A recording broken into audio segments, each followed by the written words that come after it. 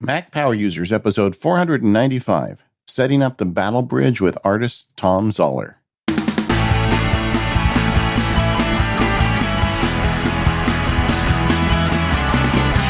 Welcome to the Mac Power Users. This is David Sparks.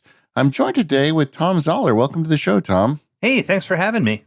Now, Stephen couldn't make it today, but you guys are just stuck with me and Tom, and I think we're going to have some fun together. What do you think, Tom? Yeah, I'll just talk twice as much. Okay, there you go.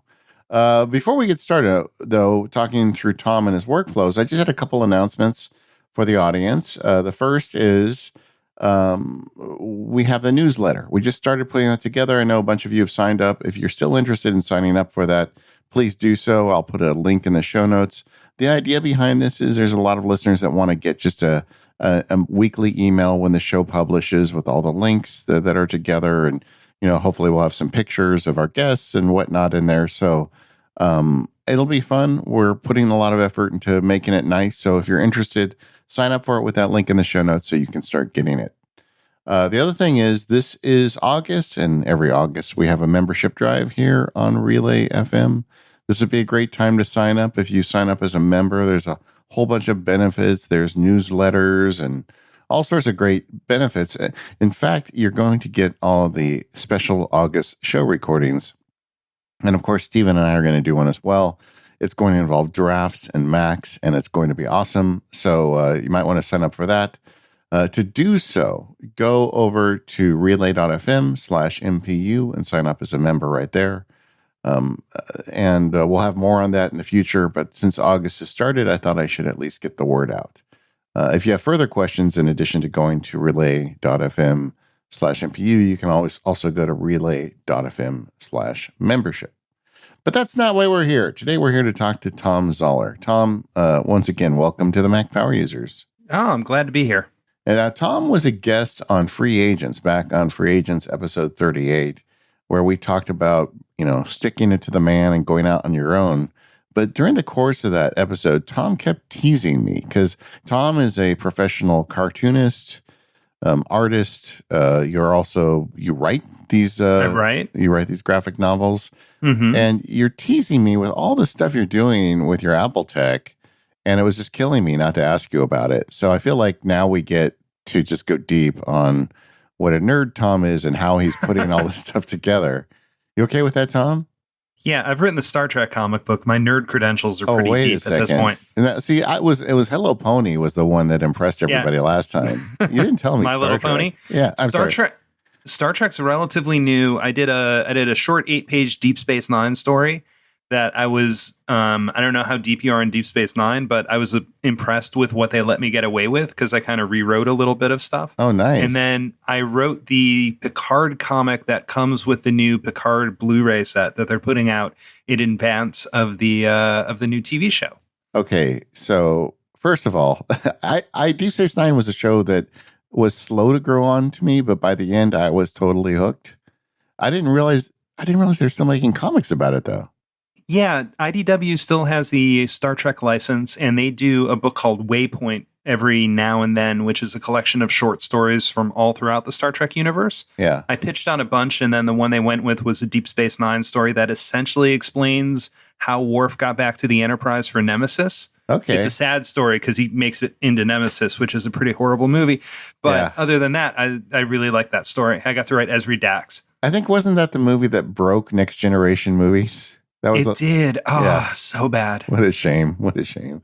But we're getting Picard back. I wish Katie was here now because she would be very excited to talk about that. But I am too. I watched the trailer. I'm mainly a Star Wars fan, but man, Captain Picard, he's my captain, man. When I went through school, it was 7 o'clock reruns of The Next Generation that got me through. I mean, it was great. I have to tell, I got to meet him at Comic-Con this year. Okay. And it was solely because I got to work on the comic book, and I got to tell him that I loved him on Broadway and I loved him on LA's Story, which is true. Yeah. And he said, that was quite some time ago. And that's all I needed. We were done. Yeah. I'm always afraid to meet like heroes or stars because you've got this image in your head and it's like, will they live up to it? You know what I mean? Oh, yeah. I was that way when I met William Shatner because I had a great experience with him. And I said, thank you. He said, thank you. and then I ran away. Yeah. And because I didn't want anything to ruin it. I'm like, no, I've had a perfect moment. I didn't want to go, let me tell you why I hate tall people. So, yeah, exactly. Well, Thom Gang does a lot of great creative work. And you're an independent artist and you figured out how to make it work. That's why I enjoyed that show of Free Agents. Now the show is actually called Focus, but it's still in the feed. We're going to have links in the show notes to Tom's website and his Twitter and Instagram, but you're doing all this stuff with Apple technology. And that's what I really wanted to talk about today. So first of all, what's your gear, Thom? So I am currently rocking an iMac Pro that I just got last year when the hard drive went on my old iMac. I have a 22-inch HD Cintiq that's attached to it. That's my main setup. There's a Drobo attached to it. There's a bunch of hard drives and other peripherals, but that's the basis of what I'm using. Oh, and my favorite side thing that I have on it is I have a Nostromo gaming pad. I think it's Nostromo. It might be Tartarus or it's a Razer gaming pad. Yeah. But I have it mapped so that it's mapped to Photoshop keys and so that it's mapped to ClipArt Studio keys. So when I'm drawing or coloring, I don't have to take my hand off the screen. I can run Photoshop off the gaming pad. Yeah, that I've heard a lot of artists doing things like that. But first, I want to start with that iMac Pro. I think the last time we talked, you told me you were using some ancient laptop. Am I right? I still have the ancient laptop. I work on the road a lot because I travel so much for conventions. So Yeah. I still have the ancient one. It's mostly a typing machine. Sure. Because since the iPad Pro has come out and I'm on the latest iPad Pro, I can draw on that and get most of my art done that way. The laptop is mostly for doing email, writing scripts, doing correspondence. So I'm not really testing it past, some simple Illustrator or InDesign work. Yeah. It doesn't have to perform to the level that I used to need it to. So last year you decided I'm going to upgrade and you bought the iMac Pro. What was it that led you to decide to go from iMac to iMac Pro? When my hard drive broke, and I was really lucky because my iMac's neck snapped. So Okay. all of a sudden Wow. I'm in the Wait a second. You mean the thing holding it up? Yeah, so all of a sudden, you know how you can tilt your monitor up and down? Yeah. I'm in the studio and I hear this noise and basically my computer just looks down. First of all, that's so graphic. I mean, I've never thought of my computer snapping its own neck, but I didn't even know that was possible. I've never heard of that. Neither did I. Where did it fail? Did it fail at the joint with the iMac or? I don't know. I think there was a spring in it that broke. Oh boy. Yeah. So I brought it to the Apple store and I brought a bunch of stuff for me to work on. And I said, okay, I know how this is going to go. And they said, this is totally a covered thing. This is a known issue. We can get it taken care of. It's going to be a week. And I'm like, oh, I didn't realize it was going to be that long. I don't have a computer. So I wound up doing the thing where you buy a Mac that you're going to return because they tell you to do that. Yeah. So I got the iMac Pro there, and while they were diagnosing the Mac, they found out that the hard drive was failing. So I managed to get copies of everything off, and it was the weirdest. I don't want to say it was bad Apple customer service, but there were several points of failure on several points to the point where Apple didn't charge me for the repairs. Yeah. Because they did things like they split the Fusion drive that I had to give me part of it to try to get files off, which meant the Fusion drive wasn't going to work. Yeah. So it was that level of crazy. Yeah, that's crazy. Yeah. So eventually I did get all my files. I had found out that some of my backup strategies weren't working. Yeah, that's not a good time to find that out, Tom. Yeah. Yeah. And then it was things that I was uploading to that said that they were uploading that weren't. Yeah. And then the other hard drives I was going to, for some reason, that wasn't working. So it was actually like the best of all worlds because I managed to save all my data and find out that my Mac was dying in a controlled environment rather than have it just all of a sudden go and not know what to do. Yeah. And after that, I joined the leasing program, and now I lease the iMac Pro. So did you notice a difference in performance going from the old computer to the new one? I honestly haven't noticed much because they when I switched to the iMac Pro, they told me that oh, you're going to love it. It's going to be so much faster. And I don't know if I'm not cranking as much as I used to, but it doesn't feel like I'm stressing it out. Yeah. So all the Photoshop and clip art studio stuff I'm doing is working pretty, it seems to be just as well. I don't know if I've just gotten more patient over the years or I just got used to it, but yeah, it is a wonderfully performing machine, but I'm not noticing the speed increase the way that I thought I might. The thing about the iMac Pro is it's really redesigned on the inside compared to the iMac, because they don't ship a version with a spinning drive, so they were able to redo the thermal system. It's much quieter for me as a podcaster, and the video stuff is much faster. It does that multi-core, but I would expect for artwork, you probably don't need that additional multi-core performance. I mean, do you do any video? I don't do any video. I've done some limited animation, but I haven't had to do that on the iMac Pro, so that could be a thing that was different. It's been a little while since I've had to do that. And I know I work with large multi-layered Photoshop files, but was impressed with how the iMac stood up to it. The iMac Pro seems just as good with it. Yeah, well, either way, I think you're going to be really happy with that computer for a long time.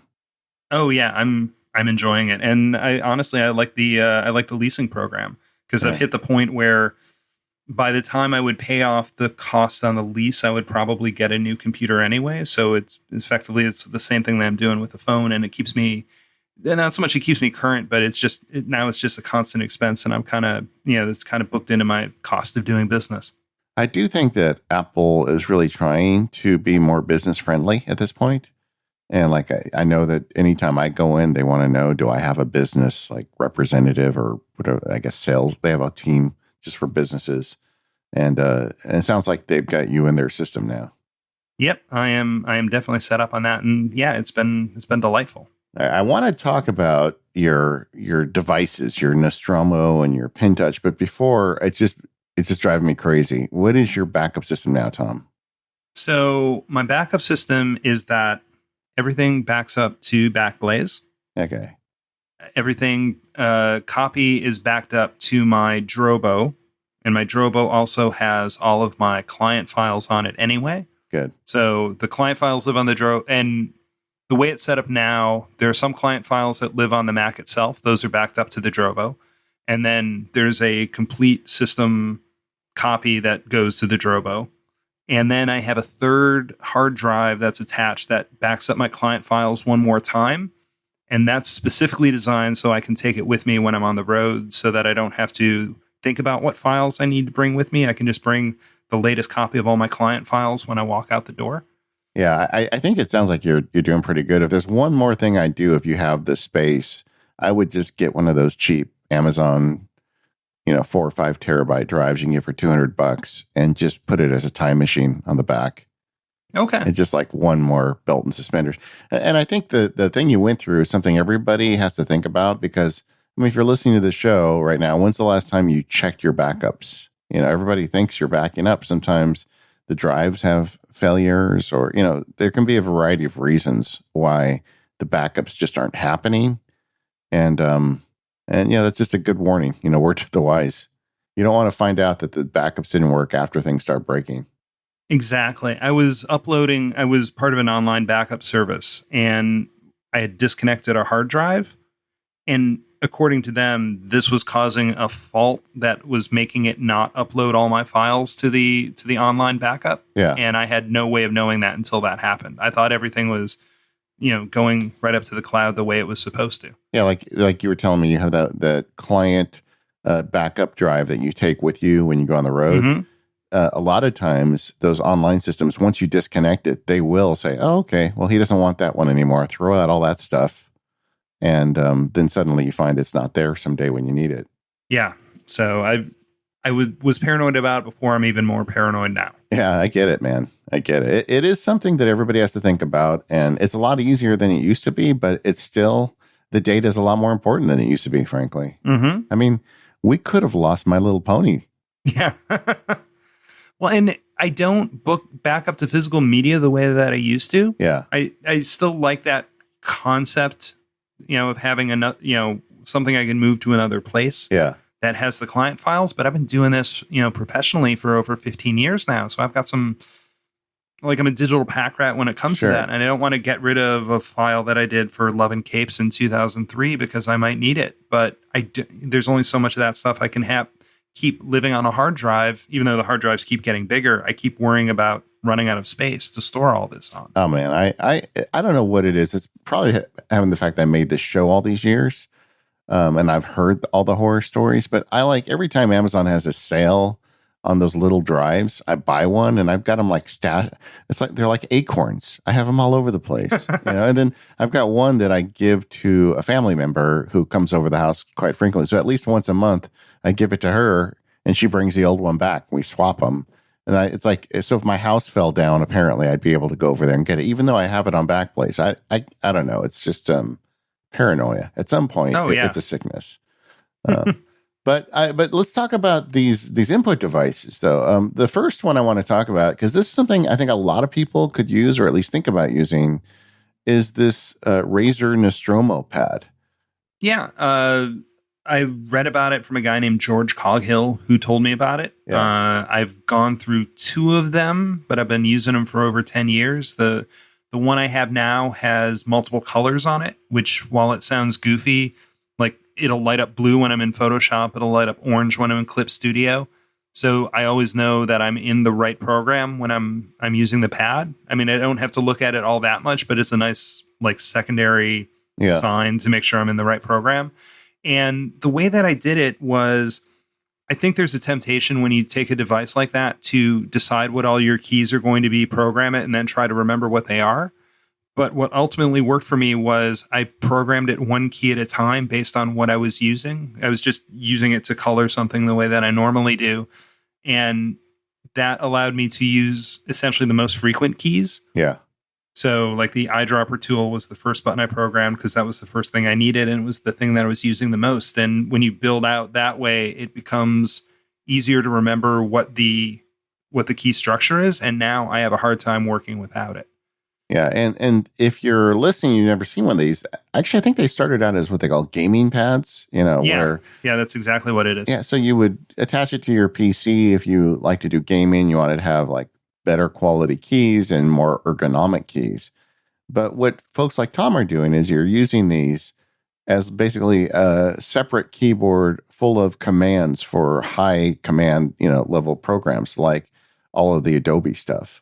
Yeah, and you can program it for more than just like the normal commands. So it's not just switching to the eyedropper tool or switching to the pen tool or doing a fill, but you can map it to some of the Photoshop actions. Yeah. So when you're working in print, when you do the magic wand to select an area to fill with color, if you've had it outlined in any sort of way, aliasing or anti-aliasing will turn on and you'll get like a little white halo. So one of the things you do is I have a fill command that expands by 2 pixels to get rid of that halo. So that is an action in Photoshop, but it is also a key on my Nostromo. So it'll play through all the actions as well as anything else. Yeah, and the way they're made, they're usually somewhere between like 12 and 16 keys. There's only so many keys you can fit on it. But you can cycle through it, like have multiple modes for it. And I guess that's where you have the different colors and the different software support. Yeah, and there's a 8 position, essentially like not a joystick, a D-pad. Yeah. On it as well that you can map to certain keys. And they used to have a scroll wheel on the original, which I would use for zooming in and out. And now it's mapped to up and down. So I can even control the angle on it just from the pad itself. Yeah, after a while, it's like playing the piano. Yeah, I bring it with me when I'm on trips now because I'm just so used to doing it, and it's so much faster. Yeah, that's cool. And I think a lot of artists are using it. Something for me, I've got the Apple extended keyboard, the wireless one, and the number pad. I never was big on using a number pad, but I've kind of had my own hallelujah moment on that with because I do a lot of keyboard maestro stuff, and I've mapped all the scripts to the number pad, which isn't quite as good as what you're doing. But for the kind of stuff I'm doing, it's just fine. But I do like the idea of having a separate like macro-based keyboard, whether it's your number pad or something like this. Yeah, it's been crazy efficient to have it. At what point are you going to get 2 of them, and you're going to truly be Captain Picard there? Well, I still need a hand to use the stylus, so you can hold it in your teeth. I'm not ready for that yet. All right. All right. Well, and It's then taken me 40 years to learn how to draw with just the right hand. I'm not ready to try to master something else. So the stylus is what you use. You're using the Wacom tablet. Yeah, I have a 5-year-old Cintiq. Yeah. Do you know? Is it Wacom? Is it Wacom? I've never known how to pronounce that word. Somewhere I heard it called Wacom, All and right. that's what I've called it. Yeah. But I don't know because it doesn't feel comfortable to pronounce it that way. I think it's a Japanese company. Yeah. I'm sure they have a very specific pronunciation. I don't know. Maybe it's like Moleskin, and they actually don't have one specifically so that people can pronounce it different ways. Well, everybody knows it's Moleskine. Now the Cintiq is that the one where it's got the monitor built into it? Yes. So it's the monitor built into it, and it was I think it's the last one that shipped with the I'm trying to think what to call it. It'll let me go from having it be up front like a monitor to clicking the sides of it and having it slide down to be at a drawing table angle. Yeah. Like now that seems to be a separate piece that comes with it, and that's really convenient too. So I have the windows mapped on Photoshop and in Clip Studio so that when both monitors are upright, that's main bridge. And then it switches to battle bridge when I have to go into drawing mode and all the palettes jump over to the Cintiq. So that becomes my primary device rather than looking at the Mac HD monitor. Tom, you are a Star Trek guy. I am. There is no doubt. All right. So I get, it makes so much sense, though, if you draw to have a tablet that shows the actual image rather than, drawing on an abstract tablet and looking up at a screen to see if you're in the right place.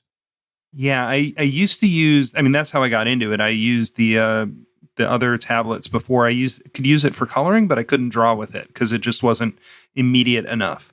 And then I was lucky enough, I did, there's a crazy day in comics called 24-Hour Comic Day, where the challenge is to draw a 24-page comic book in 24 hours.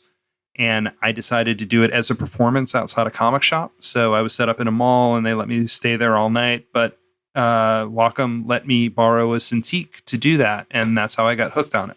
Oh, okay. And after that, it was just a matter of time before I got one. These things get as big as 32 inches. That's crazy. They do. And I was told by a friend of mine with a tablet that you don't have to go that big. Because I know that there are probably use cases where it makes sense, but for the most part, you're going to be zooming in anyway. Yeah. So you don't need to be able to work it at full size. Since you're going to be bringing it up, you might as well go to a 22 or whatever is convenient for your office or your space because you're going to just zoom in anyway and work at that scale. Yeah, I would almost think at that size, it's like a lot of work for your arm to get around that big screen. It's kind of a natural rhythm because it's pretty close to what a comic book page is. Comic book pages are 11 by 17. And there's like a whole set of arm movements that I've learned over the years because you don't want to just draw with your wrist. You want to draw with your arm to get the right sort of curve. Yeah. Especially when you're inking with a brush. So it is pretty close to the same level of movement that I would do on traditional medium. And I think that's why I've been able to take to it so well. Now, do you ever use it, now that you've got this piece of hardware in your desk, do you use it for anything other than art? I use it as a second monitor. I've used a dual monitor setup for years, even before I had the Cintiq. And I like having one monitor that's pretty much just whatever social media I'm using and messages and mail. And the other one is the one that I have most of my focus on. And sometimes with what I'm doing when I'm lettering a project or coloring a project, it's nice to have like a reference monitor that has this is what the script is, and then I can keep the monitor that has the actual lettering that I'm working on or the coloring that I'm working on relatively clean and not have to have too many overlapping palettes on that monitor. Yeah. Do you use the pen for anything other than artwork? Yeah, not on the Cintiq. If I'm drawing with the Cintiq, I'll use it all over the place. Like I'll pull down the file command or anything like that. But I've got to have it in my hand to draw. Because if I'm not drawing, then the stylus isn't in my hand, so I'm not using it to do anything else. Yeah, I mean, it feels to me like it's something that's very useful for artwork, but like if you were doing spreadsheets or whatever, you're not going to want this. Yeah, no, not at all. The other thing that's interesting about it to me is the Mac operating system is not built for touch, and Like even like when you connect a an iPad as a second monitor, you still need an Apple Pencil or something to really manage those menus and those small touch targets. Do you have any like what's your experience with that? Well, the Cintiq that I use isn't the touch one. So Okay. I don't so I'm just using the pen, and that's essentially the same as using the mouse. Yeah. There are times where I'll like when I'm lettering, I tend to use the mouse more than I use the pen. It's just more of a natural rhythm to me. And also with lettering, there are more times where you're actually interacting with the text. So I don't, as opposed to everything I've said about having the gaming pad, that's when I want to have a keyboard in front of me because I have to do things to, like, there's a goofy thing in comics that the letter I, when it's a pronoun, has a crossbar on the top and bottom of it. When it's in the middle of a word like will, there's no crossbar. So sometimes you have to change that by hand, or you're breaking words by hand or retyping a word for one reason or another to use like alternate characters to make it look right. So that's just easier to do for me when I'm on a keyboard on a more traditional Mac setup. That's interesting. That I never really thought about the rules of typography for comics, but I bet there's a bunch of them. Yeah, and they're pretty well like ingrained, and like you don't know they're there until you know they're there. Like I love the movie Spider-Man Into the Spider-Verse, but it bothers me that they use the wrong I in some of the captions in the middle of the when Miles Morales' thoughts become captions. I'm like, but it's the wrong. You're doing so well. Why are you doing that wrong? I just need to hire you next time. That's all. Yeah, there are a bunch of us who know this because there's a subset of letters that I hang out with, and we all complain about the same things. This episode of the Mac Power Users is brought to you by 1Password. Go to 1password.com/MPU in all caps to get 20% off your plan. I wanted to take a minute today to talk about the 1Password family plan. It's been a real game changer for me. The other day I heard my teenager lecturing her friends about password security, and I know that's entirely because we put her on 1Password when she was in middle school. You know what? I'm okay with that because the internet's a dangerous place and these kids need to understand internet security and good password management. And this is the right time of the year to be thinking about a family account. Maybe you've got a kid going off to college or getting to a higher level in their education where they've got a phone with them and increasingly important information on their phone. With 1Password for families, you can give your loved ones the tools to protect themselves without taking away their independence. That's exactly what I did. Start teaching your child good password management skills by adding them to your family account. If you've got an individual account, you can upgrade it at 1password.com. 1Password keeps your family safe online by helping everybody create and use strong, unique passwords for all their accounts. And because it makes it quicker and easier to sign into apps and websites, they'll actually use it. Students starting college need to sign up for a lot of new services like school emails and online shopping accounts. It's a lot to take in all at once, and this is the perfect time to teach them how important it is to use strong and unique passwords for every site. Likewise, 1Password can safely store information. If you're starting school, you're going to be given a lot of information and documents that you need to keep track of. Store them in 1Password, and not only do you always have them with you, they're also safe.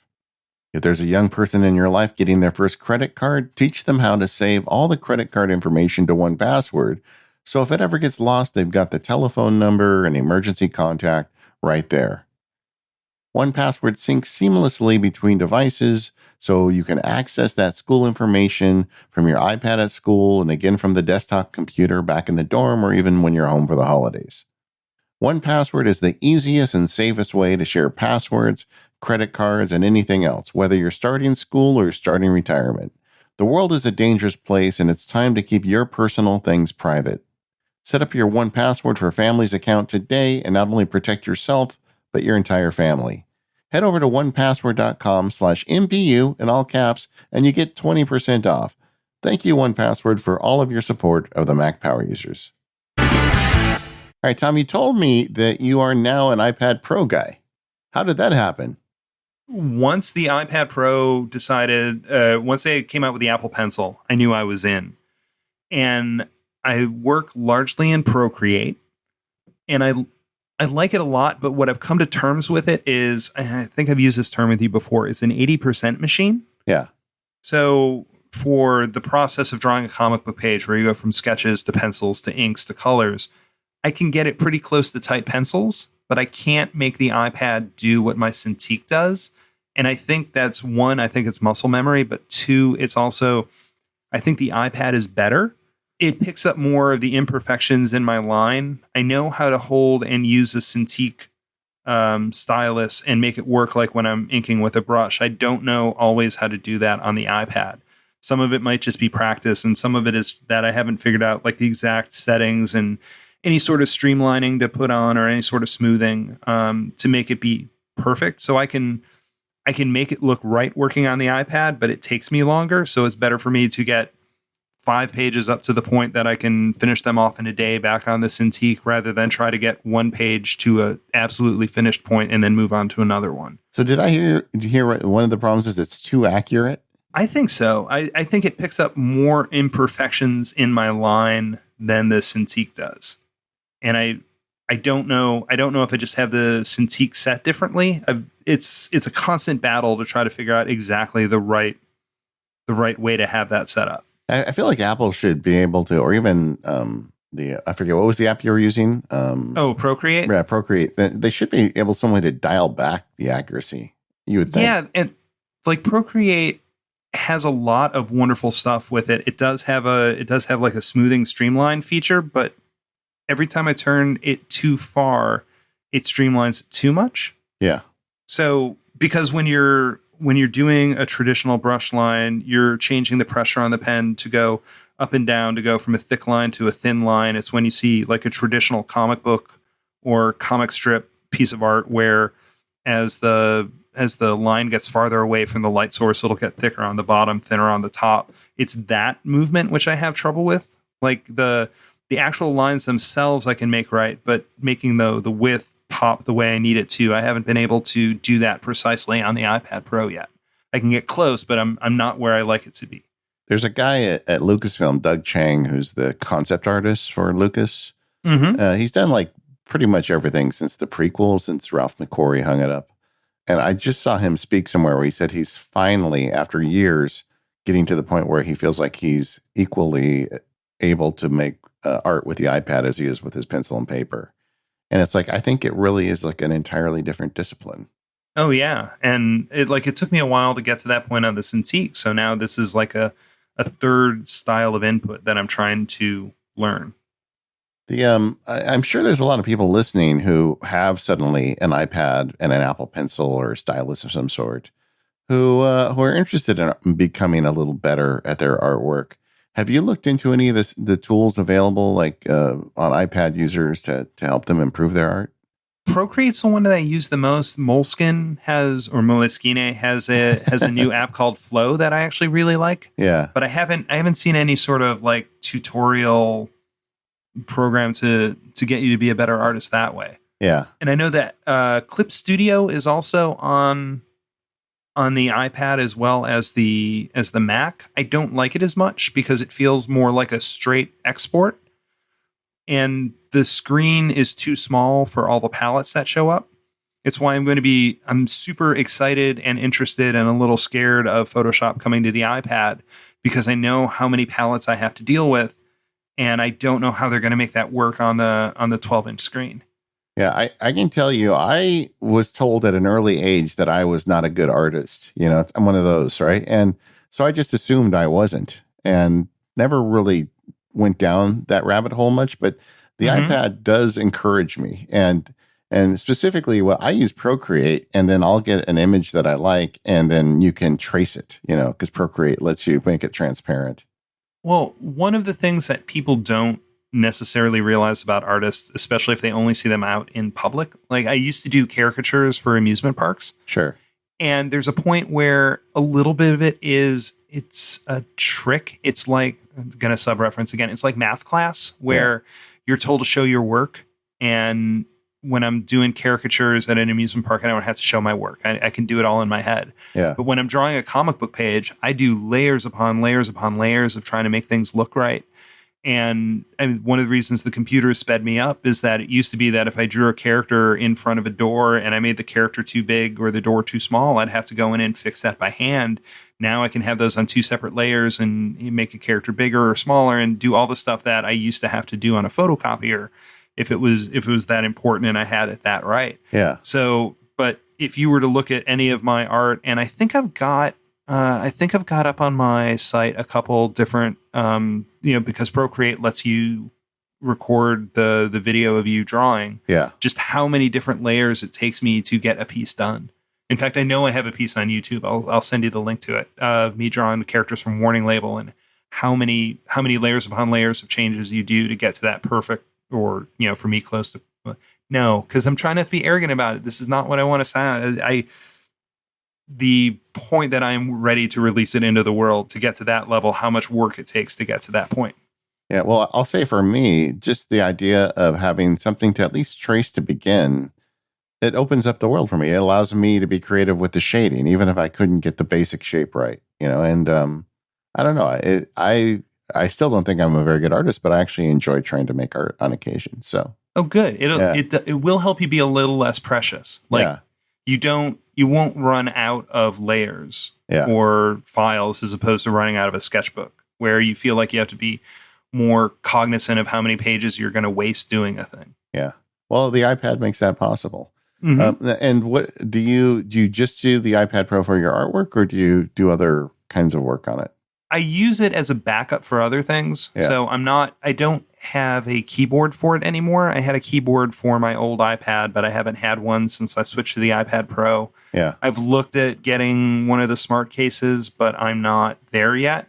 And I just haven't had it happen enough where I need to be able to write on my iPad. So I can do it in a pinch typing on glass, but for the most part, if I have to write something long form, I'm going to be able to get to my laptop or my desktop. Yeah, and we are going to talk later in the show about this because Thom travels a lot, and you make these appearances at these Comic-Con style shows. So not only do you just travel, you have to bring all this gear with you as well. Mm-hmm. I want to hear about that, but let's put a pin in that one for now. The so generally though, it sounds like the iPad is really another art machine for you. Yeah, that is specifically what I use it for, and like I said, I very much want Photoshop to be on it because I can't quite color on the iPad yet. There's no program that does the things that Photoshop will. And one of the things that will make me upgrade my antiquated laptop is I want a sidecar. Yeah. Because if I can use the iPad as a graphics tablet attached to a computer, that changes a lot of how I work. Yeah. And isn't Photoshop coming out with a full featured version for iPad as well? Yeah, they debuted it at debuted at DubDub or one of the developers? I think they did it at their conference, but it was like right in the same time period. Yeah, it was a while ago, and there hasn't been, like 2019 was supposed to be the year they released it, and I haven't seen anything about it yet. Yeah. That actually getting back to your point of saying the iPad is the 80% machine for you. So you've got all these layers in Procreate. How do you get that file with all that layer data back to your PC, to your Mac? Oh, I can export it as a PSD, and I just airdrop it to myself. Of course. PSD is the lingua franca of the art industry. Mm-hmm. Yeah. All right. Well, that makes sense. I get it. iPhone? Yes. Yes. I'm using the 10S now. Yeah. For some reason, I've been a lot more clumsy with this one. I've broken the screen twice. Uh-oh. And I don't know how, and I feel like the screen is scratching more than any other iPhone I've ever had. And I say that I've been very careful about the latest one, which is about a week old. I've had it on the previous two models. It seemed like the screen scratched in a way that it wasn't happening on my 10 or my 8 or anything like that. Sounds like it's time for an OtterBox, Thom. Yeah. Yes. I do have it in a new case that's protecting it a little bit more right now. Yeah, so. Get one of those where you can drop it off a roof. Mm-hmm. Yeah, that's cool. With my kids, Apple loses money on those warranty programs. Mm-hmm. Well, now because I'm on the upgrade program, I've had the Apple Care on it, so that's protected me from lots of pain. Yeah, exactly. This episode of the Mac Power Users is brought to you by Linode. Get $20 credit on high-performance SSD Linux servers for all of your infrastructure needs. Go to promo.linode.com/MPU. With Linode, you can instantly deploy and manage an SSD server in the Linode cloud. And you can get a server running in just seconds with your choice of Linux distro, resources, and node location. It doesn't matter if you're working on your first server or deploying a complex system, Linode are the folks to go to. They offer the fastest hardware and network with outstanding customer support if you ever need help. It's super easy to launch a Linode cloud server. And if you've ever been thinking about doing your own Linux server, these are the folks you want to work with. Their block storage is available in Newark, Fremont, Dallas, Atlanta, Frankfurt, London, and Singapore, and soon to be released in Tokyo. Version 4 of Linode's RESTful API is out of beta and includes an officially supported Python CLI. And right now, Linode is hiring. If you want to learn more and check out what they're looking for, just go to linode.com/careers. Linode has pricing options to suit everyone. Their plans start at 1 gigabyte of RAM for just $5 a month, and they offer high memory plans starting at 16 gigabyte of RAM. And Linode has a special offer for you. As a listener of this show, you can go to linode.com/MPU and use promo code MPU2019 to get $20 off any Linode plan. On the 1 gigabyte of RAM plan, that's 4 free months. And with a 7-day money-back guarantee, you've got nothing to lose. Give Linode a try today. That's linode.com/MPU and promo code MPU2019 to learn more, sign up, and make the most of that $20 credit. Our thanks to Linode for their support of this show and all of Relay FM. I want to talk about your software a little more detailed. I mean, we got into kind of the iPad workflow, but it sounds to me like the real work is happening on the Mac still. Yes. So you've mentioned the Adobe suite. What parts of it are you using? I am using Photoshop to color and Illustrator to letter and design logos, and then InDesign to put books together to send to printers or publishers. So you're using quite a bit of it. Yeah, I'm still using most of the print version or print programs that they have. I used to design websites. I do far less of it, so sometimes I'm in Dreamweaver every once in a while, but that's about the only other program that on the Adobe suite that I'm using regularly. Now, and you talked about this a little bit on the free agents appearance, but I want to kind of talk about the tech side of this. I mean, isn't it kind of unusual that you do the artwork and the lettering and the story? You're the whole package, right? Yeah, I think that's come around where I think it was very common in the beginning of comics and became far less common because it's easier to get a book out faster if you're splitting up the chores. Yeah. So generally a person can draw a book a month, and if you give it to an inker and they can ink about 2 books a month or something like that, you can get a book out on a much more regular basis. A lot of the comic strip artists like Charles Schultz and Burt Breathitt and all those guys, they do everything themselves. The place I went to school, the Kubert School, specifically taught me how to do everything. And I've become very appreciative of it because I think there's a thing that happens when you're in college or art school where it's preparing you for the real world, but it's never preparing you for exactly the world that you go out to. Yeah. And you get a little upset by that. And then you start figuring it out, and then you realize what value the things that they taught you had. And for me, being able to do everything myself gives me the benefit of having someone who will work for my own crappy rates. But it gives me a lot of flexibility that I can get something done and not have to factor in the cost of hiring someone. I can try a lot more things because I can do every step of the process. But as webcomics are becoming a bigger and bigger thing, I think you're getting back to a lot of people who are doing everything themselves. Because I feel like webcomic artists are more soup to nuts than comic book artists. When I was finishing law school, one of the professors told me, he says, you're like someone who has studied all of the science and physics of hitting a baseball, but you've never picked up a bat. You know, and I think that's kind of true for a lot of degrees as you get out. But you've actually really excelled because of this knowledge and ability to cover all the bases. Well, I'm doing a lot of baseball today. That's okay. Now, could you explain the lettering? I don't even really understand. I mean, you're not. So are you building fonts or are you just lettering the bubbles?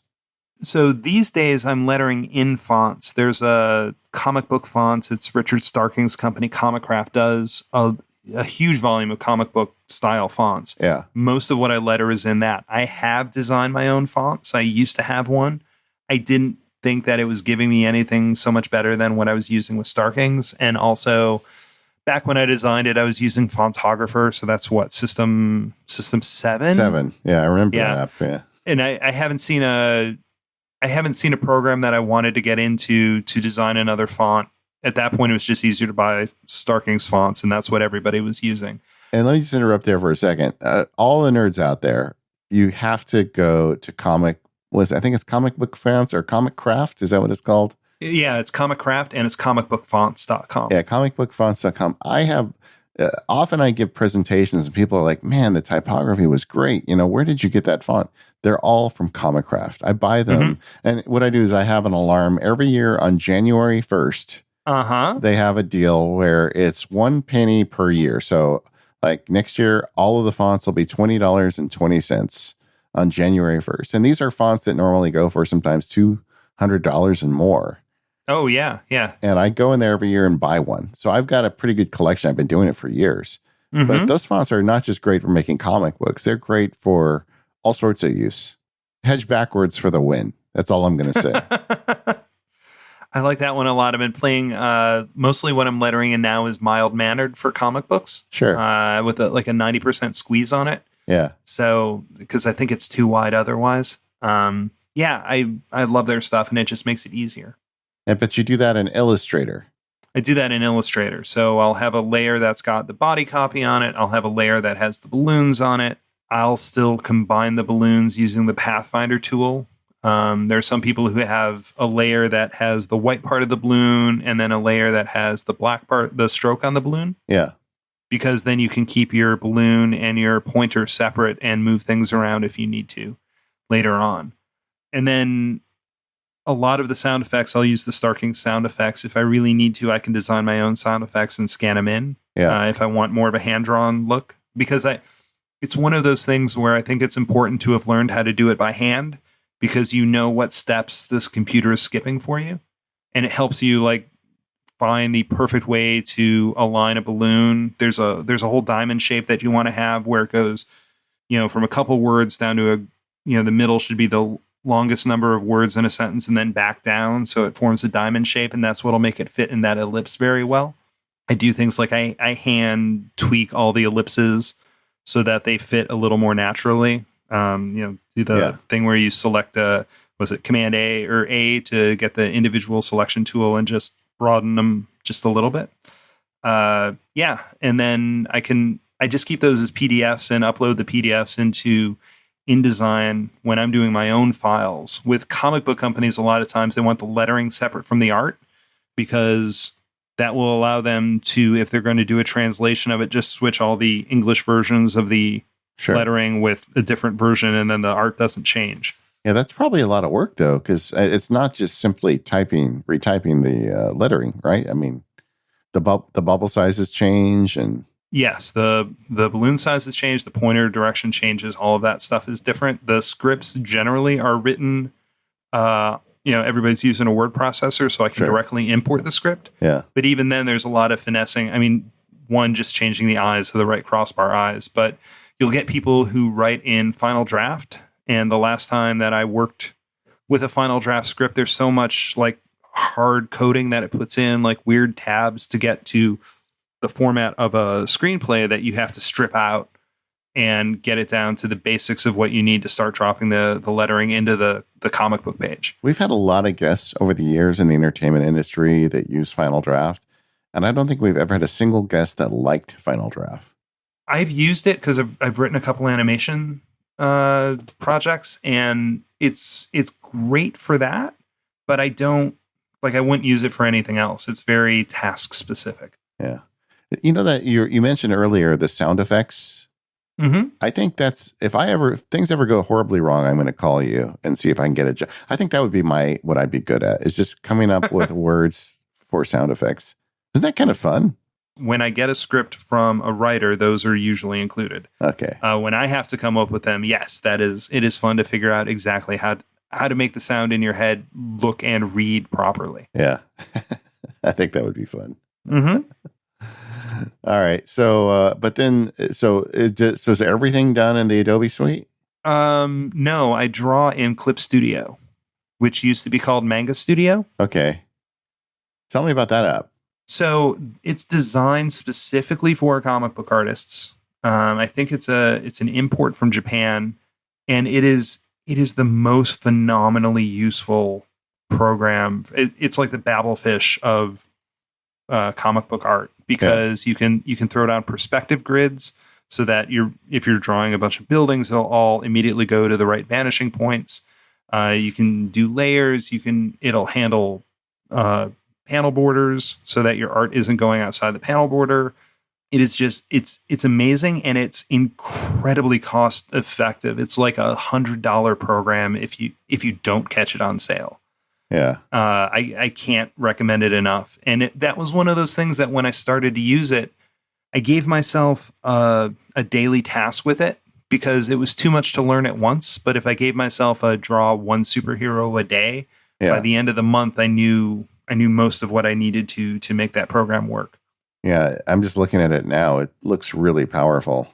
And is it just Mac, or is it on multiple platforms? I'm pretty sure it's on PC. Yeah. When did you go through that learning process with Clip Studio? I think it was 2013, maybe 2014. So not that long ago. No, and now I can't live without it. And they have an iPad version. Yes. Now the iPad version I don't like quite as much. One reason is that it's a subscription model, where the desktop version is just a purchase. Yeah. And I understand the economics and the math behind the subscription version. I just feel like it's my backup, that if something goes horribly wrong and I have to work in Clip Studio on the iPad, I need to have it. Yeah. Which is, again, it's why I'm so obsessed with when Sidecar comes, because then I can just run Clip Studio on my laptop and then draw on the iPad as if it were like a very tiny Cintiq. Yeah. And for, I think most people listening probably know about Sidecar, but it's a feature in Catalina, the Mac OS Catalina, coming out in September, where you can have it connect to an iPad right next to it and just work off of it. So it's basically like an external monitor that can be wired or wireless. But like for someone that does art, I think it's going to be a big win. Oh, yeah. And I know there have been third-party programs that do something similar, but the lag becomes a real issue. Yeah. And I fortunately haven't hit the point where I need to do that much stuff on it, where I've needed to go that far. But once it becomes a built-in feature of the Mac, I know I'm going to use it all the time. Are you tempted to try and download the Catalina beta so you can work with it now? I am not. Yeah, you shouldn't be. It's rough right now. No, I have enough stuff going on where I can't be messing around to that level, and I'm saving up because my antiquated laptop won't be able to do it. Yeah, so yeah, that's exactly the machine that I'm going to need to use it on. Yeah. Any idea what your next laptop is going to be? Have you thought about it? I've thought about it. I feel like they keep releasing different versions of the laptop lineup every 2 months, and it keeps throwing me off. Yeah. I think it's going to be a MacBook Pro, but there's part of me that thinks I could work with the MacBook Air because of how little I use it. There are serious rumors of a 16-inch MacBook Pro, which my guess would be probably the same size as the 15-inch, but with a lot smaller bezel. And we talked about how much stuff I do on the road. I actually don't want a 16-inch. Sure. I want the smaller one because planes are not large. Yeah. Like for the most part, when I'm using the laptop, I'm typing on it. And if I'm going to be drawing on it, I'll be drawing on the iPad, and that's a screen I can use anyway. Yeah. So the only piece of advice I'd give is there's this huge asterisk over the current line with these keyboards, like you talked about was it your 2008 machine that you're still carrying around? It's a 2010. I had to look it up. Yeah. But I mean, you call it a typing machine. I really worry about the keyboards you buy now, if they'll still be typing in 9 years, I listen to ATP, and Marco has put the fear of God into me about what that keyboard is going to be like. But they're going to be hopefully a better keyboard. So you're at a weird time right now. Yes. All right. Well, so you've got the not Manga Studio. I keep forgetting the name now. It's called Clip Studio. Clip Studio. Clip Studio Paint, Clip Studio Pro. Yeah. Okay. I'll put the link in the show notes for anybody that's interested in it. But Thom, you also are a businessman in essence. I mean, you're running your own studio. I'm assuming you don't have like your own accounting department and marketing department doing all this stuff. No, for you. no. I I do have an accountant. I've learned that lesson. Good for But you. yeah. Good for you. And so are you using your tech to run that half of the business as well? Yes, in weird ways that don't always make sense, or at least they make sense to me, and that's the important part. Yeah. So most of my financials are kept on a really tricked out Apple Numbers spreadsheet, Yeah. because I found that using Quicken or programs like that, they're too confining for me. Yeah. Because I need to be able to track certain kinds of expenses, plus mileage, plus travel expenses, plus, there's a thing where you can take per diems, where if I'm at a convention for 6 days, I can write off 6 days, and that's easier than dealing with receipts. Yeah. But I have some income from royalties. I have some incomes that are invoices. I have some income that comes is just, it feels like random payments from clients doing direct deposit. And I've managed to get that spreadsheet to the point that I know how everything works. Yeah. So, and then I can eventually, by the end of the tax year, I can get a document to my accountant where everything, like, I don't know what things are anymore, but I can get them a list of things so that they can figure them out. Yeah. I got the accountant when I bought my house. And because of that, I don't know how my house affects my taxes. Yeah. Like, I know that it does, and I know that I can write off part of my house loan, but I don't know, like, up until then, I knew how everything worked on my taxes. And now it's just me saying, hey, this is an expense. I don't know if I can write it off or not, but that's the number. So here it is. Yeah, I agree, man. You just got, at some point, you just got to trust the person to do it right. Uh-huh. Yep. But numbers is interesting. I was just talking to a friend recently, a serious computer person who, and I had a number spreadsheet I was showing him, and he was giving me a hard time about it. He's like, you got to use Excel, you got to use a real spreadsheet. And it got me thinking, the comment, I understand why people think that. I mean, Excel can do anything. Like, if you're going to engineer a corporate leveraged buyout, there's probably a spreadsheet in Excel to help you do that. Whereas I'm not sure anybody's ever done that in numbers. But for the day-to-day financial stuff or day-to-day spreadsheet stuff, I find it just so much easier to use. And honestly, it's more attractive. I hate that when you open a new Excel sheet, it's like cells to infinity thing that it does. My soul dies just a little bit every time I see that. Yeah, it's like, I just don't like that. I feel somehow inadequate when I look at it. I don't know. But with numbers, you can kind of contain it to what you need. And it does have a lot of advanced calculations. It's got calculations that I have no clue what they mean. But I guess they're advanced, and I think for a lot of people, they sell numbers short. Yeah. And for as much as I'm doing on it, I'm not going to the metal on it.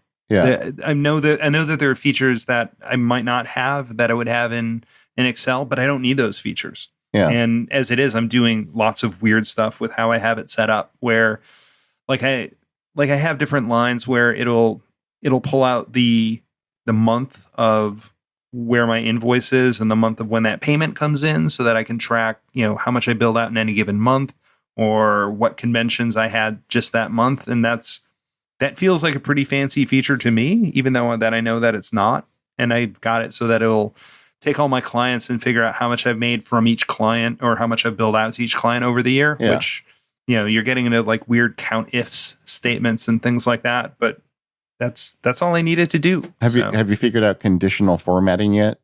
I have, yes. Yeah, that's the winner right there, baby. Mm-hmm. When I get paid, it goes to a nice bright green, so that I know that thing is taken care of. Yeah, feels good, right? Mm-hmm. The other thing that's nice about it is it's very iCloud friendly, and it's very friendly with the iPad version. So I don't know if you ever tried this, but if you load up those sheets on the iPad, I suspect you're going to get the exact same look and feel. Yeah, some of my fonts don't always come across. Yeah, because I'll actually do that where I'll use the Starkings fonts on some of my spreadsheets. But yeah, I can go back and forth, and I keep everything in Dropbox, and I use numbers to generate my invoices too. So I think what is it? I think there's an app called What the Font. Is that it? Okay. I think What the Font. I'm gonna have to look it up. But there's an app that lets you install fonts, and then of course in iOS 13. You'll be able to install fonts as well. So that's going to get better for you. Yes, I'm looking forward to that. Or any font. Oh man, I forget. I think What the Font is the one where you take a picture of the font and it tells you what the font is. I have too many font apps, Tom. All right, gang, I will look it up, and the link that will be in the show notes will be the right one. This episode of the Mac Power Users is brought to you by Pingdom. Use offer code MPU to get 30% off and start monitoring your website performance and availability today, and get instant alerts when an outage occurs or a site transaction fails. If you're listening to this show, I bet you have some responsibility for, or know somebody that has responsibility for monitoring a website. Pingdom is the company that makes website performance monitoring really easy. Everyone loves a fast website, and Pingdom is helping to keep your favorite sites online. Sites like Netflix, Amazon, Spotify, Twitter, BuzzFeed, and Slack are just a few companies who trust Pingdom to take care of their website monitoring. Websites can get pretty complicated, but you can monitor any site transaction with Pingdom. Stuff like user registrations, logins, checkouts, and much more. Pingdom cares about your users having the smoothest site experience possible, and if disaster strikes, you'll be the first to know. It's super easy to get started. All Pingdom needs is your URL, and they'll take care of the rest. That's it. Go to pingdom.com/relayfm right now for a 14-day free trial with no credit card required. When you sign up, use code MPU at checkout to get a huge 30% off your first invoice. Our thanks to Pingdom for their support of this show and all of Relay FM. Tom, I was looking at your website, and you do nothing but travel, man. You're at like all of these conferences. Yeah, I'm an idiot. I didn't expect my life to be like The Prisoner, but no, not The Prisoner. Sorry, The Fugitive. There you go. I'm always on the run. I hear the sad little Incredible Hulk music when I go from town to town. Yeah. But it's fun, right? I mean, you're attending these shows. You get to. You're usually on the floor, right, with a table. Right. Yeah. I'm either in Artist Alley or I'm like at San Diego Comic-Con. I'm at the exhibitor space, Yeah. and so when I'm there, I'm meeting fans and selling books during the day.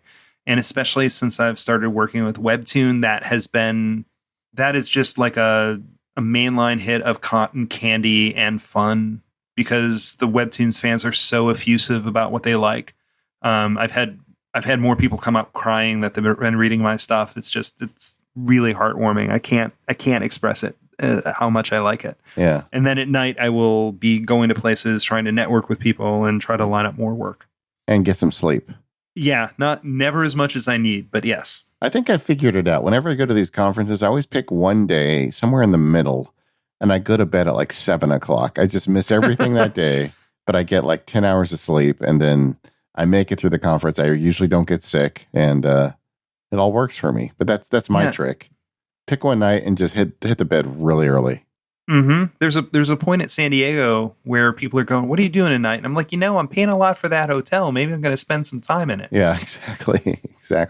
But so you're going to all these conventions, and you're not just going as an attendee. You're going as you're going to work. And and so what gear comes with you when you do these things? So if it's a just like a weekend trip, yeah. For the most part, I'll bring my iPad. I will bring my laptop. I will bring my Square reader, because that's how I take sales at the show. One of the things I've done that I think I may have mentioned on the last show is that my iPad is on, I think it's Verizon, and my phone is AT&T, because every once in a while you'll hit an area where one of the two won't work. Yeah. But it is very rare that both of the two won't work. Yeah, that's a total power move right there. Yep. Yeah. And I'm on T-Mobile, because T-Mobile has like a 500 meg free per month plan, and that's been really convenient, because that's mostly what I need to take a couple sales on it. Yeah. Because for the most part, the iPad is either in my house or at a place that has Wi-Fi, so I don't, it doesn't need the same connectivity as the iPhone does. And if it's a longer trip, where I'm going to be gone for a couple weeks, if it's I live in Ohio, so there are a lot of shows that are driving shows. If I'm going to be gone long enough, I'll actually bring out the Cintiq and the iMac. Yeah. But that's kind of a rarer occasion these days. Yeah, when you add a trunk to the mix, everything changes, right? Yes. You can even bring two pair of shoes.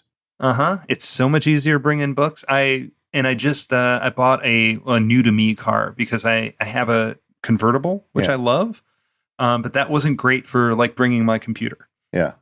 Yeah. There wasn't a Exactly. lot of room, there wasn't a lot of room for it. So now that I have a Subaru with a trunk and stuff, it's so much easier to bring more things with me. Now, when you bring the iMac and the Cintiq, do you set it up on the show floor? Oh no, not on the show floor. There are times where my girlfriend lives out of town, or if I'm staying at somebody's house because it's more convenient to like stay there between a couple of shows, Yeah. I'll set up there. Okay. Yeah, because generally there's too much customer facing activity where I wouldn't be able to be productive working anyway. It would just be me looking down, Yeah. not paying attention to anyone. Yeah. So I'll bring the iPad with me to the show for slow times to work out sketches or do roughs or any of that stuff. But I'm generally not doing finished pieces until I get back to the hotel or back to wherever I'm staying. I think the idea of having two devices with different cellular networks makes a lot of sense if, when you're doing the job, you're getting paid. And if you have a bad internet connection, which seems like is always the case at these conventions because there's so many more people hitting whatever cellular towers are there. Oh yeah, and it feels like geographically things are weird enough where like when I would do the Charlotte convention, that was known to be really bad for AT&T. Like everywhere else had good coverage, but AT&T did not have good coverage there. So having a device that could connect on a different network put me ahead of everybody who, especially when AT&T was the only game in town for the iPhone, it just gave you a second way to get online. Yeah. That makes sense. And then what about power? Do they give it to you there? Or, I mean, it depends on the show. San Diego does, not everywhere does, but I haven't gotten a battery case for the new iPhone. I used to have the Apple battery case, and before that, the Mophie. yeah. I do have a couple like lipstick chargers that I'll carry with me to get me through the day, and then I'm very militant about making sure I charge my devices at night. Yeah, I bought the battery case for the new iPhone 10 XS, which seems crazy because that phone already has a big battery. But it's just like when you spend the day on airplanes and traveling, or when you spend the day at a place like Disneyland or a convention, it's like just battery is no longer an issue. It's just you're fine. You can do anything, and it's going to work all day, and that's a pretty good feeling. Yeah, it's one less thing to worry about. Yeah. What about the iPad? Do you have to bring power for that, or are you getting through a full day on just the iPad battery? I'm getting through a full day on the iPad battery because for the most part, when you're at a show, it's got to last the 8-10 hours of the show and you're not on it constantly. Yeah. And then after that, I'm going to dinner, back to the hotel, and then I can recharge it. Yeah. Makes sense. So it sounds like it's not really that bad in terms of the technology load. No. The only thing I'll run into is I don't know if there's an efficient way to do it, but there are times where it'd be much nicer to charge my laptop if I'm trying to write a script. Yeah. At a show. I've had a couple where I've had to manage, especially with it being such an old laptop. I have to manage the decline in the battery and say I have to get all this stuff done before it runs out of power. I don't have somewhere to charge it, and then I can move things to the iPad and take care of it. Yeah, 9-year-old laptop. I would imagine that battery ticks down pretty fast. Yeah, it's an awesome 90 minutes to 2 hours. Yeah. Well, one of the nice things if you get a new one is they do charge off USB-C. And you can buy these batteries. Like Anker makes like I think a 21,000 milliamp hour battery that can charge a laptop. So you can literally bring an external battery and a USB-C cable and you're good. So you may like that.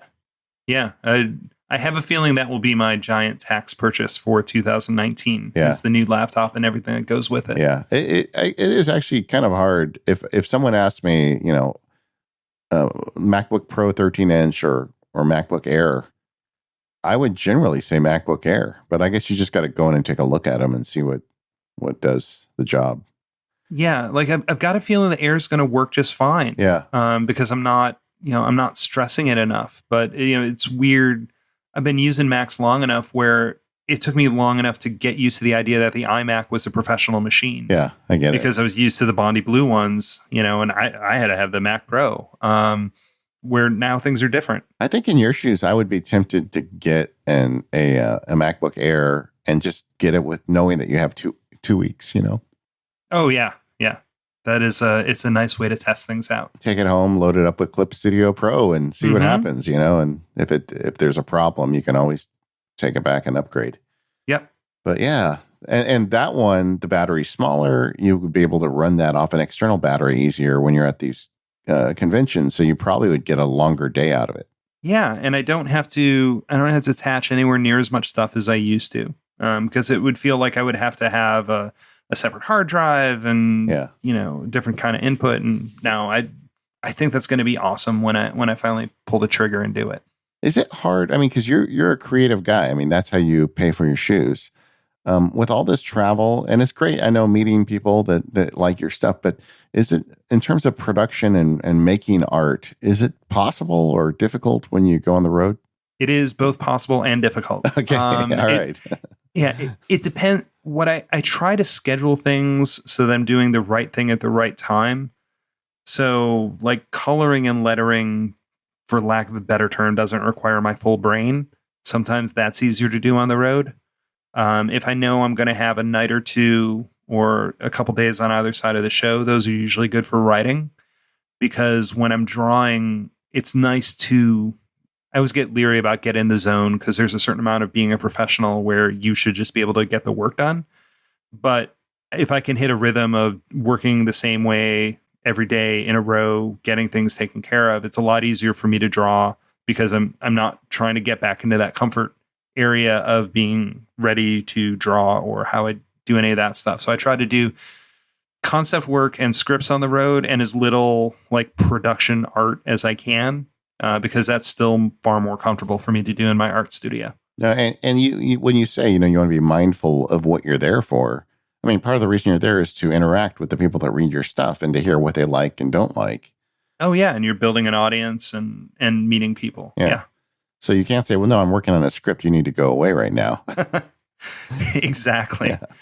I think that also applies to your hardware. I mean, I think you take that into consideration. For me, I have not been using a laptop for a while. I've been using the iPad, and I just kind of came to the conclusion that the type of work I'm going to do when I'm on the road is not going to be the type of work that I need an iMac Pro for. And that type of work just has to wait until I'm in front of an iMac Pro. And it's been good for me, but it is an interesting thought experiment to say, can I break my workload into different categories of hardware or attention and then make your choices accordingly? Yeah. That's why I've been able to live with this laptop for so long, because it doesn't have to do the hard art stuff. It's what I write scripts on it at Starbucks. Yeah. Yeah, that makes sense. And even the hard art stuff, I am curious about how much that actually taxes a processor. Yeah, I think layers and sometimes the color blending mode, some of the things in Photoshop. Yeah. I know InDesign will task it a lot. Yeah. Because it's trying to, I can drop down how it renders each page so it becomes a little faster, but then it becomes less convenient. I can get stuff done, but it's like working with gloves on. Yeah. Now you're also running a retail store, in essence, while you're sitting on these convention floors. Yes. I have all my My Little Pony books and Warning Label and doing sketches and commissions and selling prints, stuff like that. So how do you, I know you said you use Square for that for payment, but do you have any additional software hooks to that? I mean, do you have to give receipts or what do you do? No, we've hit, as far as receipts go, that wonderful place where everybody just assumes that it's going to be on their credit card anyway. Yeah. So if I really need to, I can write one by hand, but I think I've done that once in the last 3 years. Yeah. Like either everything's going through Square or people don't care because the price point for the things that I'm selling, at the high end, some of my books are $25. So short of a big original art sale, yeah, it's, people aren't trying to track that the way they would, like when I buy a computer and I need to be able to write that off. Yeah. It's a little more impulse buy stuff. Yeah. And I do keep a spreadsheet of my sales at shows so I can track what I've done and compare it with the year after or the year before and the year after. It gives me an idea of how many books I have to bring with me to a show. Yeah. Because that's always, especially if I'm not driving, like when I go out to San Diego, I have to figure out what I'm going to ship out and what I'm in. You want to hit that point where if you ship some back, it's not going to be painful. Yeah. But you don't want to be there without books to sell either. Exactly. The kind of the math that I've been using is what would be a good show. Like if I sell X number of My Little Pony books, will I be happy? Then okay, plan for that. Yeah. And then I guess you just ship them to your hotel or whatever. So you're not carrying those on the plane. I carry some of them on the plane. Okay. Because you can fit a short box of comics in a roller bag for carry-on luggage. Okay. And they don't weigh that yet. Don't say that. So that's how I bring most. Plus, I don't want them out of my sight because if something happens to my luggage and those books are gone, then I'm in a world of hurt. Yeah. And I try to make sure that everything else is like at San Diego. The main publisher I work for is IDW. They're based in San Diego. So if I pick up my books from their booth, I don't have to pay shipping on those. You can ship to hotels, but some hotels charge for receiving packages. So I might ship to a FedEx and pick up with a local hold, things like that. There's a lot of, between that and how many bags can you bring and what airline are you flying? There's just all sorts of math that goes along with it. That's kind of crazy and not what I thought I was going to be needing to know when I got out of art school. Yeah, it's like, didn't know you're going to need a new inventory system. I don't need to know this as much anymore, but my joke used to be that I didn't realize after I graduated that I would know where every FedEx drop was in a 10-mile radius and what their pickup time was. Yeah. But that was information I had to know for a long time. Now, you said you keep a numbers spreadsheet to track the sales at the show? Yep. Now, how are you getting data for that? I guess you're just counting them at the end of the day? Yeah, I just count by hand. I find it to be easier. Yeah. I don't use Square to manage my inventory. There's just something, it feels better to mark it down by hand. And I don't know if we talked about this or not. I use a Rocketbook. No. I'm a super big fan of that. So Rocketbook it's a reusable notebook. They had a version called the Rocketbook. I think it's the Wave. The Wave was microwavable. So you used Frixon pens, which are thermal based, and you would microwave it to make the ink go away. The new one you can wipe off with a damp cloth. And then there's a whole app that goes along with it that if there are icons at the bottom and you click or you put a line through one of those icons, and if the first one is done, I have it set to the go to one folder in my Dropbox, and there's another one that'll email me a scan of it. So because I got really into bullet journaling a couple of years ago. Yeah. And it feels weird to me. It's the thing we were talking about with layers and sketchbooks, where it felt weird to me to keep a notebook like that because I felt like it was just wasted paper. But because I keep reusing the same sheets of paper, it doesn't feel wasted to me. Yeah. And it just becomes the place where I dump whatever I'm thinking about and that whole idea capture thing that goes along with it. I'm a huge, huge fan of it. I love this. And it allows you to digitally capture it. So. Yep. And then by writing things down by hand, it also lets me keep more of the weird things that'll happen. Like when you might cut somebody a deal because they bought more books, or if I decide to bring a different item, I don't have to necessarily figure out exactly where that goes in my spreadsheet right away. I can kind of track it as as an experiment for a little while. For as much as I love computers, being able to write with words on a piece of paper is an awesome input system as well. Well, I think for someone like you, I mean, that's your jam. That's what you do. You draw. So, of course, using a pencil for ideas is going to make sense as well. Yeah, I'm hooked into the whole idea capture thing. I'm kind of obsessed with it. No, I do it too. I mean, I wrote a book called Paperless, but I still write things down on paper because I do find that the brain connections are different, and it helps for certain things that I do. And there's some things I do that don't need to be fast and efficient, and that's okay too. But this Rocketbook is an interesting technology. I've never really experienced it. So how does it work? You've got a page and you can draw on it, and then how do you get the digital capture off of it? There's an app for the iPhone, and because of the way the pages basically have like a eighth of an inch dark border on them. Yeah. And it's not graph paper, but it's like all the dots that make up a graph. Yeah, dot grid. All the dot grid. So there's enough for it to align visually so that you can keep things straight, but it uses the dark area, and it'll take a picture of it. It'll scan it. And it uses that to flatten it back out so it's not distorted. Yeah. There's even, I think it's a paid service on it, but it will OCR your handwriting, which I know doesn't necessarily work for everyone. But as someone who hand lettered for the first 5 years of his career, my handwriting is actually pretty neat. Yeah, I would think if it doesn't work on yours, there's no hope. Yes, it works very nicely on mine. And I think it's a free feature like for the first line of each scan, which sounds weird, but it lets me title a page. Yeah. And so that when the scan goes up, it doesn't just say that it's, 2019-08-07, whatever. I can name it San Diego Day 1, and it'll save it under that file name. Yeah. And it'll send it automatically to Dropbox or Box or iCloud. I think it'll do iCloud. I don't use iCloud a ton. Yeah.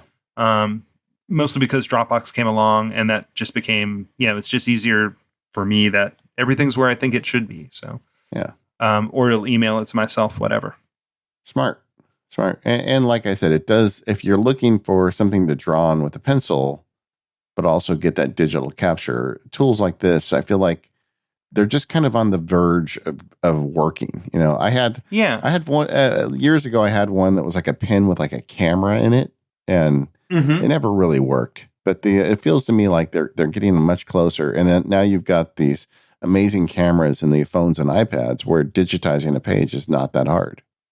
Yeah, and it lets me draw things when I need to, so it's not all just text based. Yeah. Which if I'm laying pages out or coming up with logo ideas or just whatever notes I'm taking, it gives me a level of flexibility that I'm not, or that is hard to find somewhere else.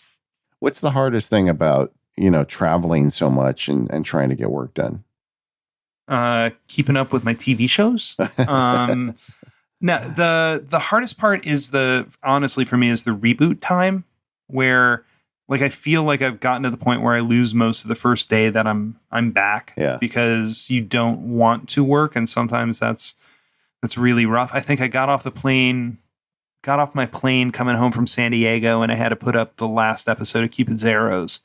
And that was like 3 or 4 hours that it just wasn't pleasant because you're not in the mood to be doing any of that stuff. And, really you just want to sleep and have something to eat. And I'm like, nope, this guy has to get done. It's the time management part. Yeah. That's rough. I think you have to be realistic with yourself. I mean, I am very careful about doing my best not to have anything on my calendar the day after a trip like that, like a work trip. Because every time I do, I regret it. Yeah. Or it pays a lot to not fill up every day. Yeah. Like if I know I've got one thing to take care of and it's not too bad, and the rest of the time I can spend unpacking and, counting out money and, thinking of all the stuff that I have to do throughout the rest of the week, that goes a long way. It's when I have to max out every day, even without travel, where I feel like I'm working from top to bottom, that, that's when it really starts to grate on you. And where do you find time to be creative in that? So I have shower crayons, bath crayons. I write in the shower. All right. Yeah, so I can write my water bill off. I think that's the way that works. I do take walks; those help a lot. And just being able to unplug for a little bit. I really do write well in coffee shops and Paneras, just because there's something about the act of going up there that it's a commitment. Yeah. To it feels like you should spend at least as much time there as you took driving there. And even though my computer has everything attached, there are a few less distractions. Like there's less temptation to say, oh, I'm going to unload the dishwasher and think of stuff. So between that and walking, that's when most of the creativity, that's when the hard parts of the creativity are done. There's lots of stuff that happens as I'm working on one project. I'll be thinking about what I'm going to do on the next project. Because once you get to like coloring or lettering, you have more available brain space to worry about other problems. Yeah. I think it was Anne Lamott that said everything works better after you unplug it for a few minutes, including humans. Yes. This episode of the Mac Power Users is brought to you by Text Expander. Go to textexpander.com/podcast to learn more about Text Expander and get 20% off your first year. Text Expander is one of my favorite tools on the Mac. It makes it so easy to automate entry of text. With Text Expander, you can easily insert text snippets in any application from a library of content created by you and your team. Text Expander works everywhere you type. improving your productivity and accuracy no matter what apps you use. That accuracy bit is really important. If you've got a client with a complex name, you don't ever want to get that wrong. So assign it to a text expander snippet and you won't. It'll get easier to type and you'll never make an embarrassing mistake. Text expander for Teams saves you from employees sharing outdated information and saves time too. Best of all, you get to send your best written message out uniformly to your customers because you've got your best writers making those snippets being shared out to your team. One of the things I love about Text Expander is the easy on-ramp. When you get started with Text Expander, it's a simple text expansion utility. But once you master that, you can start adding additional tools. For instance, you can have it automatically enter today's date and time. I use this for my date and time stamp snippets. If you want to go even further, you can add Apple scripts and other sorts of scripts that do all sorts of cool things. Text Expander is one of the most important tools for me in improving Apple Mail. I use Text Expander snippets to address the emails. I use it to save links to the emails, to different files. There's just a whole bunch of stuff I do that are all triggered by Text Expander snippets. If you're curious, Text Expander is available for macOS, Windows, iPhone, and iPad, and Chrome. And if you're a show listener, you get 20% off your first year. To learn more, head over to textexpander.com/podcast to learn more about Text Expander. And I just want to thank Text Expander for all of their support of the Mac Power users over the years. Once again, that link is textexpander.com/podcast, and let them know you heard about it here on the Mac Power Users. All right, Tom, tell me about some of your favorite apps that help you get through the day that maybe we don't come up normally. Okay, so aside with everything else we talked about, I love Text Expander. Okay. I use that for a lot of stuff. Do you write comics with Text Expander? I don't. There's a thing in comics where when you have dialogue on a page, you have to number who's talking. Yeah. So on page 2, Captain Picard speaks. He's 1. He speaks in a second balloon. That's number 2. Riker speaks. That's 3. Yeah. And some of the places I work with are very specific about making sure that those numbers are in there. And I have a Text Expander script that will put that number in, put it in parentheses, put it on its own line, make sure it's formatted right, and count up. Yeah. And then I've got a second command that'll start over when I get to another page. Yeah. So it allows me to, because as opposed to Final Draft, there is no format for doing comic book scripts. You have to get it so that the artist, the next person on the chain, it makes sense to them. So there's no common format and there's no program that writes in that format. So everybody comes up with their own thing, and Text Expander lets me do a lot of that. That's cool. Yeah, that's it. I've been using Text Expander a long time, but I never thought about using it to write comics. I use it for that, and I use it. There's some things I have to post on a website, and I've got the whole string of what the image source, HTML would be. Yeah. So it's a numbered thing. Like every one that goes up is another number. So it takes the number that I have in the clipboard, and then it pastes just the image link that I need with all the different folders and pathways that it needs. So I do that. How long did it take you to figure out how to put that together? That one was pretty quick. The number one was the worst because there was a little bit of writing in Ruby, I think, on that. And that was me talking on Twitter about trying to do a thing and somebody writing the script for me. Nice. Isn't it nice when that happens? Yeah. I like when, I'm fortunate that there are a lot of people who all watch out for each other. And that's honestly, one of the things I love about doing conventions is when you get to really talk shop with other creators and talk about what weird commands or what weird actions you built in Photoshop to make your life easier, and just getting better and finding new ways to make the boring stuff go a little quicker. Yeah. Love that. I love 1Password. Honestly, it's another program I can't live without. I've got all my passwords and credit cards and stuff stored in it, and it's let me do super secure passwords, which is really nice. And now that it's on all my devices, I don't have to, worry about trying to type some weird random 20 character thing into a password bar for the most part. And that's nice when you're on the road. And for the listeners, you're going to know, because you've been listening to the show, that both Text Expander and 1Password coincidentally we're sponsoring today. Well, excellent. Yeah, Tom didn't know that, and I didn't. Anyway, this is editorial. This is just Tom's thoughts, but it's great that those sponsors are helping you out as well. Mm-hmm. And you said earlier you're not a big iCloud guy. What's your cloud storage of choice? Dropbox. Yeah, okay, that makes sense. Yeah, because they came along first, and it's just I built my workflows around it, and it's stable. I mean, I don't think I've ever lost anything in Dropbox. Yeah, and even there was one time I accidentally deleted a bunch of files, and I was still in the window where I could just click a button and get them back. Yeah, that's phenomenal. Yeah. How much collaboration do you do in your business? I mean, how often do you work with other artists? I don't. With what I do, like the My Little Pony and the Star Trek stuff, there are other artists working on it, but that tends to be a handoff through an editor. Sure. So I don't use Dropbox on as much. I send the file to my editor, and my editor sends it to the artist. Yeah. And they get it taken care of. I still do a fair amount of like graphic design work. I do signs for a couple people who exhibit at conventions, and those things I put into Dropbox and let live there so that they can get whatever vendor is printing their sign or whoever needs to see whatever checklist I designed for them, like make those things available. The biggest thing that I use Dropbox for is just being able to give people a link where they can download something.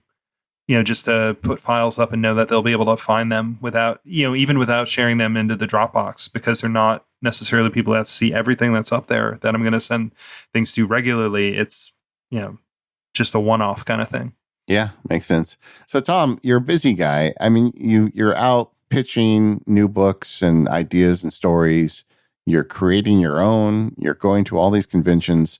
When you get done with that stuff, when you have downtime, does the Apple stuff play any role in leisure for you, or do you just run away from it screaming? Well, I use the phone to stay in contact with people, so I'm on messages, decompressing with people, because being isolated the way that I am, working by myself, not that the cats aren't great conversationalists. It's nice to have that low level communication with a bunch of people where you can share stuff with them. Yeah, I can see how that would be hard. Because I mean, like for me, I am working in solitude quite a bit, but I get to podcast and talk to friends and guests all the time. And, but you don't really have that. No. So just like messaging with people, that becomes like the virtual water cooler. It's why I'm not on Twitter anywhere near as much as I used to be, because I don't like being angry all the time. Yeah, I get that. But I think that's why I took to Twitter when I was on it too. Yeah. So that's a nice thing to have. And I really do like working out. There's a gym that's super not far from me and open 24 hours a day. And I live on podcasts at those things. Sure.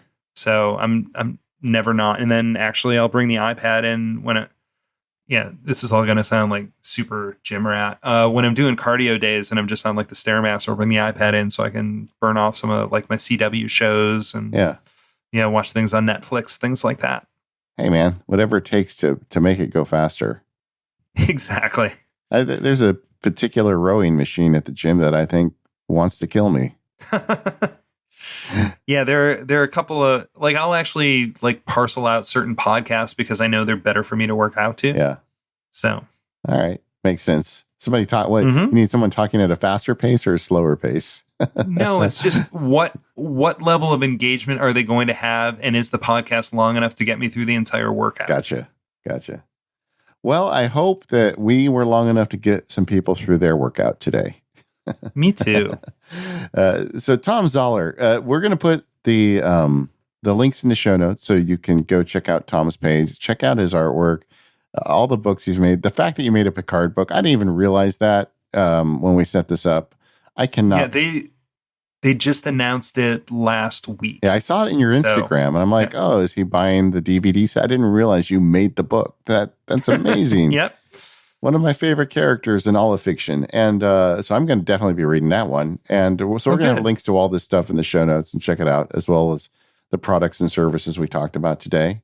If people want to reach out to you, Tom, where should they go? Twitter is usually pretty good. Instagram is great. I'm at Thom Zahler at both those places. And then, I'm just at conventions all over the place. All right. And Thank you to our sponsors today, 1Password, Smile, Linode, and Pingdom. And we will see you all next week.